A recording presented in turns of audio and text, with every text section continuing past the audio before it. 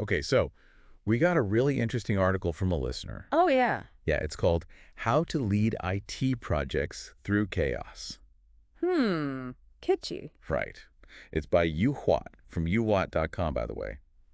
I don't know about you, but I'm always up for a good deep dive into project management, especially the chaotic kind. Well, let's be honest, chaos is practically a job description in IT these days, isn't it? Yeah, totally. So I think this is going to resonate with a lot of our listeners, right? Definitely. Like maybe you're in the middle of a project right now where everything's on fire. Oh, been there. Or maybe you're just looking for ways to, build a more resilient team.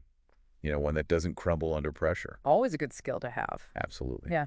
And we're even going to be talking about NASA's Mars rover mission. Okay, now that's got my attention. Because who doesn't love a good space analogy? Right. Okay, so 𝗀𝗏 jumps right in, and he asks this question, like, right off the bat. He says, ever faced a project crisis that felt like the end of the world? Oh, I think we've all been there. I know I have. Yeah. It's that feeling, right? Like, everything's going wrong, deadlines are looming, and you're just, like, drowning in stress. Yeah, it's like that moment when you realize you forgot to hit save on, like, a really, really important document. The worst. And it's gone. Yep. But 𝗀𝗏's point is, like, these meltdowns are totally normal in IT. He actually calls it normal. Yeah. Normal. Like, it's not a matter of if but when you're going to hit these bumps in the road. And you know what? He's right. In IT, things change so fast. Technology's constantly evolving. There are always unexpected challenges. So it's not about avoiding chaos altogether. It's about, learning how to roll with the punches. Be resilient, yeah. Like those Mars rovers we were talking about. Oh, yeah. So back in 1999, NASA had this, like, major setback with the Mars Climate Orbiter. Oh, yeah, that was a tough one. They lost the orbiter because of a unit conversion error. Like, someone messed up the units of measure. You've got to be kidding. Nope. It's a true story. Yeah. And it was a huge blow to NASA, obviously. But here's the thing. They didn't let that failure define them. They learned from it. Exactly. They dug deep, analyzed what went wrong, and came back stronger with the Spirit and Opportunity rovers in 2004. Which were a huge success. Right.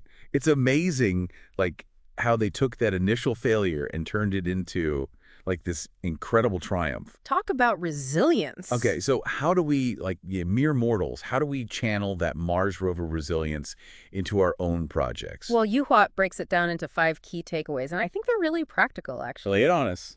So the first one, and he really hammers this home, is open communication. It's not just about talking. It's about creating an environment, a space where your team feels safe to share their concerns, their ideas, even those kind of crazy out there solutions. That's like that saying, there's no such thing as a bad idea, right? Yeah, you want to encourage that brainstorming, that flow of ideas.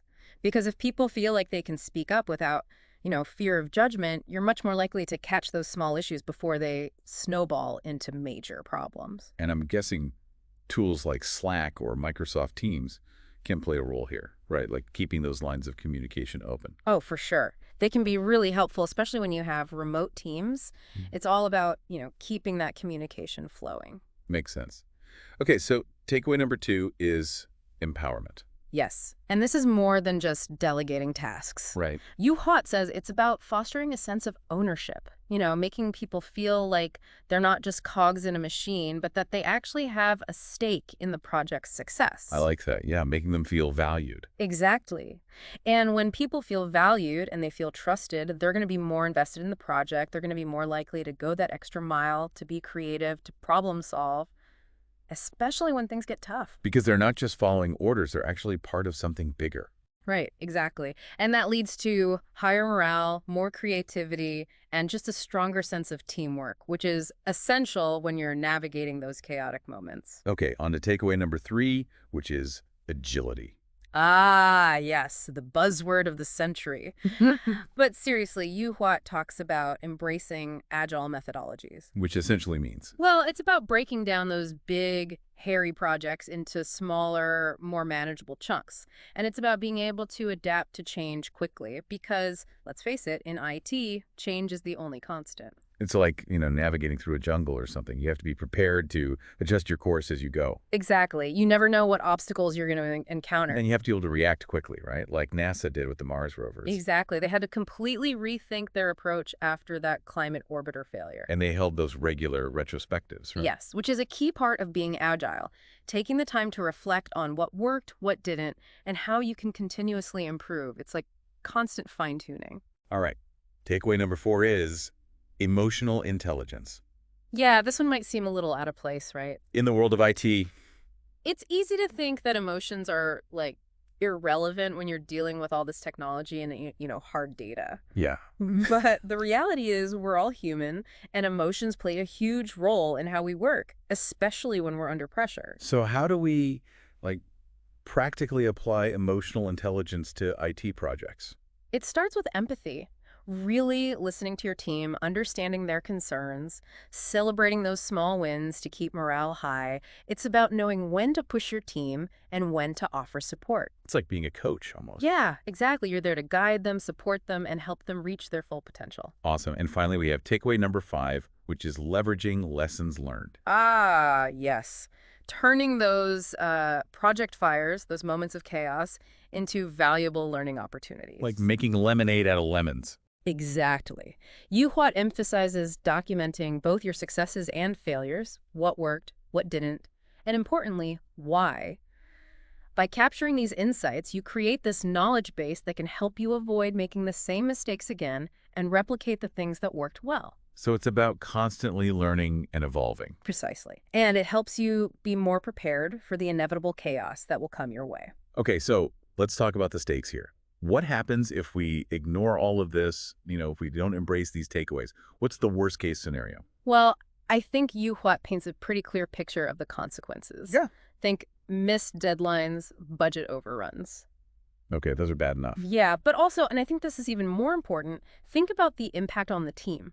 You risked creating this toxic environment where people are afraid to take risks. They're afraid to speak up. They're just, going through the motions. That kills innovation, right? Absolutely. Nobody wants to work in a place like that. But on the flip side, if we do embrace these principles, it sounds like we're setting ourselves up for some pretty amazing results. Oh, for sure. You build trust, you foster innovation, you create a more resilient and engaged team.